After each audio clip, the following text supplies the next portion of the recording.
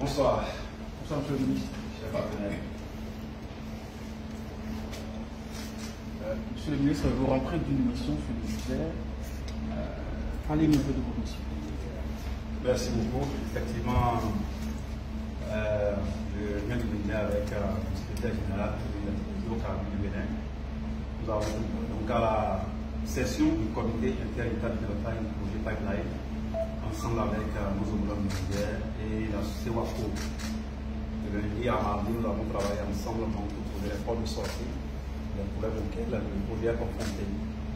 Deux points essentiels qui sont inscrits à l'ordre du jour. Le premier point, c'est le passage transfrontalier terrestre du matériel, du personnel et des équipements pour le bon fonctionnement du pipeline. Donc ce premier point a été donc exposé par la partie chinoise aux deux pays. Il a été retenu que chaque délégation donc, en rende compte à la hiérarchie pour la décision à prendre, sachant bien que les frontières sont ouvertes du côté béninois. Donc il a été dit à la partie nigérienne donc, de soumettre le problème donc, au plus haut niveau afin qu'une solution soit trouvée dans les meilleurs délais possibles.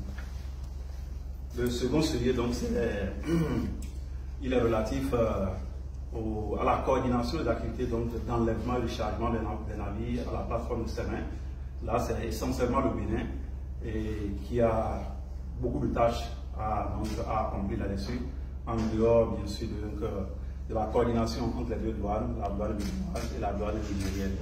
Là également, donc, les équipes seront instruites par les deux ministres concernés, donc, à travers les ministres des Finances, pour que les douanes soient instruites du fait de rapidement signer cet accord qu'il faut pour le déroulement normal des opérations donc, de chargement des navires qui viendront de récupérer le brut nigérien à la plateforme de Semin. En dehors de ça, il était également porté d'un message du président de la République, son Excellence M. Patrice Talon, à son homologue des frères nigériens, le général de brigade Tiani Abdurrahman, qui n'a pas pu me recevoir pour donc, prendre ce message-là. Voilà donc essentiellement donc, ce qui a été fait lors de ce déplacement à Niamey. Alors, quelle partie était à l'initiative de cette réunion? Comme vous le savez, il avait dit lors du point de presse du 15 que c'est la partie chinoise qui a décidé donc de convoquer les deux parties. Tous nous avons accepté de prendre part à ce qui a été fait. On a échangé, nous avons été accueillis à l'aéroport par mon homologue et accompagnés également par la même personne.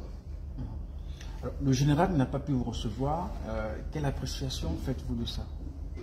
Ce n'est pas à moi d'apprécier, c'est au chef de l'État d'apprécier. Je lui rendrai compte donc de ce qui a été fait. Il lui dit également tout ce que nous avons pu faire, mon homologue et les Chinois ensemble à Niamey, par rapport donc à l'avancement et à l'exploitation normale donc, du projet Pipeline. Vous savez, le Bénin va continuer de jouer son rôle dans les relations bilatérales entre le Niger et le Bénin, mais aussi dans les obligations qui sont les nôtres par rapport donc, au projet du Pipeline Niger-Bénin. Et c'est d'ailleurs pour ça que nous avons accepté de faire le déplacement donc, de Niamey et d'assister pendant ces 48 heures donc, aux travaux du comité inter-État qui nous ont permis quand même de voir en fait, les problèmes auxquels notre partenaire commun est confronté au Bénin. Et chaque pays a pris l'engagement d'en rendre compte à la hiérarchie et de faire les diligences nécessaires pour ce qui concerne donc les niveaux techniques afin que tout se déroule normalement. Monsieur le ministre, la décision de lever des exploitations était provisoire et temporaire. Quelle est la suite? Alors la suite, vous savez, le Bénin, c'est un pays qui fait appel aux investisseurs à travers le monde entier. À travers le monde entier. Les gens sont dans votre porte. À travers donc le Kibé, vous pouvez noter donc que beaucoup d'opérateurs, beaucoup d'investisseurs aujourd'hui arrivent au Bénin. Il faut donner le bon signal, il faut donner le bon exemple pour toute l'Afrique. Qu'on peut avoir confiance en notre continent pour investir comme cela se doit, mieux que par le passé. On peut investir au Bénin.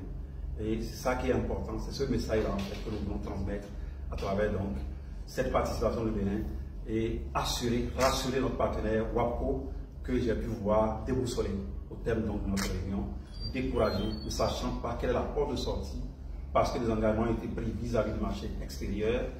Est-ce que ça va continuer? Est-ce que ça ne va pas continuer jusqu'à là où nous sommes? Ils ne savent pas. Donc, je rendrai compte donc à qui de droit qui donc verra ce qu'il faut faire pour réellement jouer la partition, notre partition du côté du Bénin, afin que l'image qu'on a reflétée jusqu'ici vis-à-vis des partenaires, qu'on appelle les investisseurs étrangers, qu'on puisse donc renforcer cette image-là à travers donc le Bénin et pour toute l'Afrique, parce que l'Afrique est perçue comme ce continent-là à risque. Il ne faudrait pas qu'on continue donc de refléter cette image. Nous travaillons aujourd'hui pour nos enfants, pour nos arrière-petits-fils, pour créer des emplois, parce que l'État en lui seul ne peut pas.